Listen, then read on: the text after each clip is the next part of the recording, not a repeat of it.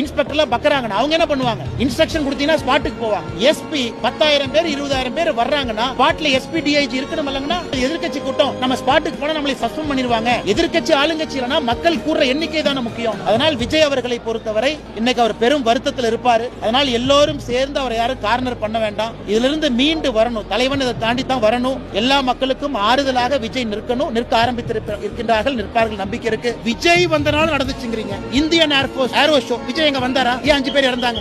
அதுக்கு பதில் சொல்லட்டும். அன்னைக்கு முதலமைச்சர் அங்க இருந்தீங்க, துணை முதலமைச்சர் இருந்தீங்க, 5 பேர் ஏன் இருந்தாங்க? 71 பேர் ஹாஸ்பிடல் அட்மிட் ஆனாங்க. விஜய் எங்க போனாரா? உங்களுக்கு கிரௌட கண்ட்ரோல் பண்ண தெரியல. 4 ஆண்டுகள் utter failure. Crowd management, law and order, எப்படி ரிவ்யூ மீட்டிங் எடுக்கணும், டிஜிபி எதுவுமே இல்ல. எல்லாம் ஃபெயிலியர். சும்மா வந்து விஜய் மேல அவங்க மேல விஜய் மேல நான் வச்ச குற்றச்சாட்டு பயணத்தினுடைய வடிவமைப்பை மாத்துங்க. அதான் என்னுடைய குற்றச்சாட்டு. மத்தபடி விஜய் தான் அது காரணம். அதை ஏத்துக்க மாட்டாங்க.